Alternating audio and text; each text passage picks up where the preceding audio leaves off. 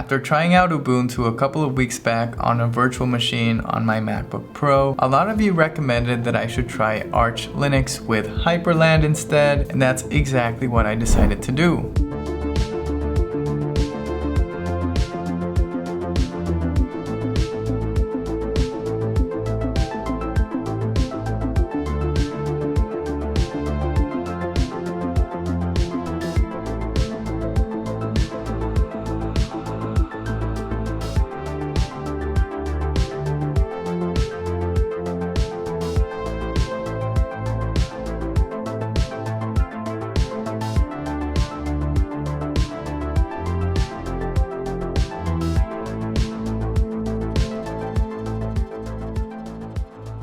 It took me a long time and it was a bit painful to set up, but I've been having a lot of fun. I absolutely love my new setup. Beelink was kind enough to send me their new SER9 Max Mini PC, and it's been the perfect little machine to get Arch installed and get everything up and running. The Beelink Mini PC comes with Windows 11 pre-installed, and because I had never installed Arch before, I went ahead with a dual boot setup in case I have to access Windows again in the future. The SER9 Max has a 1TB SSD, so I assigned around 700 gigabytes of that for Arch, and I left the rest for Windows. When using Arch, you have so much control, but this also means that you have to install and configure everything yourself on a terminal screen. This includes stuff like network connectivity, setting up the disk partitions, mounting the file system, and installing all of the packages you might need. Thankfully, I found the Arch wiki to be incredibly helpful, and it has detailed instructions for everything you might need to do. I've also loved using the Arch package manager Pacman, which makes installing and managing your packages really easy. Now let me show you my current setup and how everything works. Alright, so Hyprland is the foundation for my workflow. It's a dynamic tiling compositor built for Wayland, which basically means it'll automatically tile and arrange the windows that you open on your screen. I've configured Command T to open new terminal windows. As you can see, it'll automatically tile and arrange them. Hyprland has some nice animations, and it allows you to make things look really nice. I like the rounded borders, and as you can see, the window in focus will have this blue outline around it. I can do Command L to go to the right in focus, Command H to the left, Command K to go up, and Command J to go down. To close a window, I've configured Command Shift Q. As you can see, there's some really nice animations there. Hyprland allows you to create a powerful but simple keyboard-centric workflow, which I've been really enjoying. I've configured Command plus a number to change to a different workspace. So I do Command 1, I'll go to workspace 1. I have a terminal screen open here. I'm gonna increase the font here. The Hyprland config is in ~config/hyper/hyprland.conf, and this is where you configure everything. I found Hyprland to be pretty easy to learn, and it's pretty simple to configure as well. This is where I've defined all of my different keybinds for everything that I want to be able to do in my setup. If I do Command B, it'll open a new browser window. Command M will open Spotify, so on and so forth. I can do Command V to toggle a floating window. If I do Command and left click, I can drag that window around. Command and right click will allow me to drag and resize the window. And if I do Command V again, it'll go back to tiling. Command Shift L will swap to the left, and Command Shift H will swap to the right. This is all just what I decided for myself. If you want to see an in-depth video on how to set up and configure Hyprland from scratch, let me know in the comments section. I've also configured Command Shift F to make a window full screen. If I do that again, it'll go back. Now when it comes to my workflow when doing software development, usually I would attach to a tmux session. It would look something like this. Up top here I have NeoVim running, so this is NeoVim. And the bottom I have the actual code running. I might also have a separate tmux window here where I can run a coding agent, for example, something like OpenCode.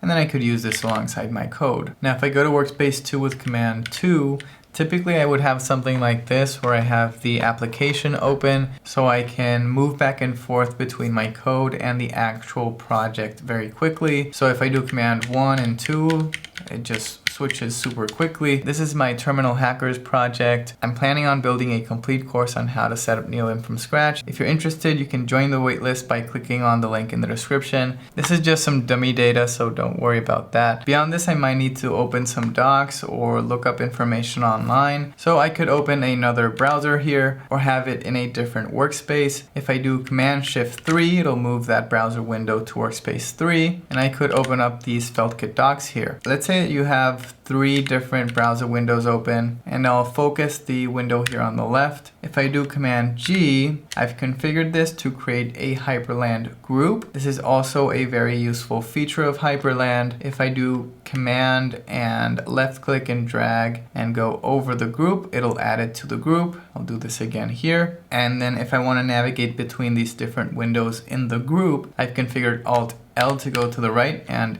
H to go to the left. If I want to release these and turn off the group, then I can do Command-G again. Nice.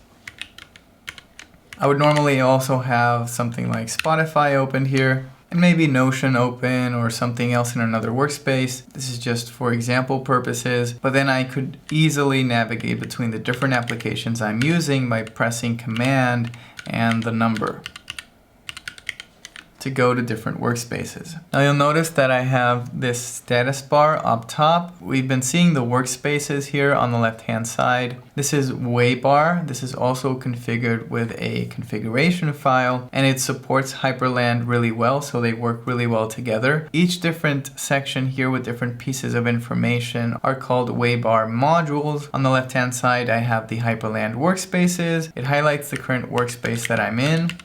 In the middle here, I have the date and time. If I hover over it, I'll see a small calendar. And if I click on it, I've configured it to automatically open up Google Calendar. You can really configure everything to be exactly what you want it to be. This is a floating window, so if I command and click, I can drag it. If I do Command-Shift-Q, it'll close it. This module over here is for the current playing media. I custom made this actually. WayBar allows you to write custom modules with scripts. It has this scrolling text for the title and the artist. If I click on it, it'll actually play the media, and I created this custom animation for it, which I think looks pretty cool. I also have the time that is remaining for the current track that is playing. This also works with YouTube and other media players. Over here I have the volume. I can click and drag here to change it. If I change it with my keyboard, I have some keys for that. I'll see the change show up over there. This is for Bluetooth. If I hover over it, I'll see what is connected to my computer and how much battery is left. It's showing my mouse there. I've configured it so that if I click on it, it'll open up this TUI called Blue TUI. It opens up in WesTerm, which is the terminal emulator that I'm using, and I can easily add more Bluetooth devices and manage everything with my keyboard. If I press Q, it'll close it. This is for the network connection. Right now I'm using Ethernet. Over here I have the CPU usage. If I click on it, it'll open BTOP, which will give me a much more in-depth summary of everything that's going on. And finally, I have the RAM usage as well. If I hover over it, it tells me the gigabytes that are being used. And if I click on it, it'll open HTOP instead, which is better for monitoring memory and the running processes. Now, Hyprland also has a nice feature called submaps, which is basically different modes. Think NeoVim modes, for example. When you're in a different mode, the keys will do something different. If I do Command-Shift-W, this allows me to change the wallpaper. I'm using a tool called WPaperD for this. And if I do L, I can go to the next wallpaper, and H to go back in the other direction.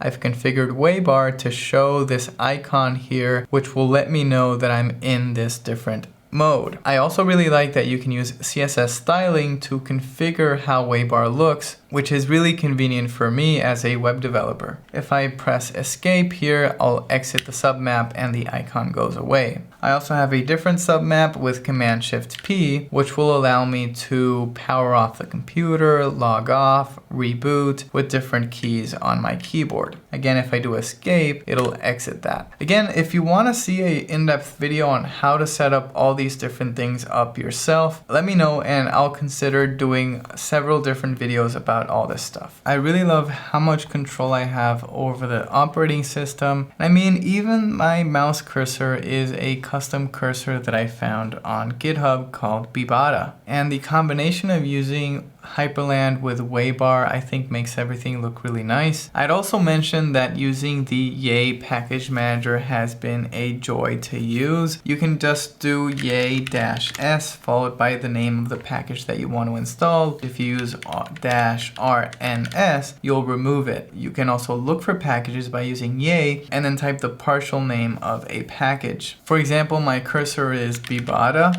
and it'll show me different options for what I could install. For software development specifically, I feel like this setup is pretty much all I need. For video editing and doing other work, I'm still gonna need my MacBook, and also for working on the go, as this setup is currently just on the mini PC, which I use at my desk. And as I mentioned earlier, I'm using the Beelink SER9 Max mini PC for this setup. It has 32 gigabytes of DDR5 RAM, 1 terabyte of storage, and it uses the AMD Ryzen 7H255 CPU. It has a wide variety of ports, which is really convenient, and also a really convenient USB 4 port that you can also use to connect the mini PC to a high resolution display. I've connected mine to my Apple Studio display. I wasn't sure if this was gonna work, and at first when using the original Apple Thunderbolt cable, even though it worked properly on Windows, with my Arch and Hyprland setup, it was showing two different displays. One was a dummy, and sometimes the screen would go black. I was able to work around this by using a different high-speed USB-C cable that would still support the high-resolution output on the display. I have access to the microphone, speakers, and even the camera on the Apple Studio display. I'm not entirely sure how all of that works and why this specific cable is working nicely for me. In general, one of the major drawbacks of having an Apple Studio display is that even though it works really nice with Apple computers, which is what I'm used to, it can be a bit tricky to set up other configurations with other operating systems like Linux. Other than issues with connecting the Apple Studio display, the Beelink Mini PC has worked pretty much flawlessly with the whole Arch and Hyprland setup. After configuring Bluetooth, Wi-Fi, and anything else that I needed, it would pretty much just work out of the box. I didn't have to struggle much figuring out something specific to the Mini PC to make it work. It just worked, and I'm really happy with adding this to my setup so I can start using Arch and Hyprland to work on software development projects, and I can start making some more Linux related content. If you want to do a setup like this and you want to purchase this mini PC, you can click on the link in the description. Alright guys,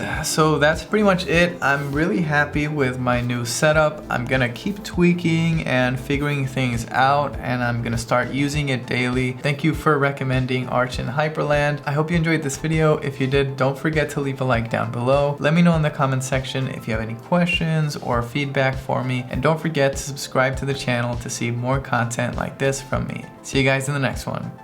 Peace.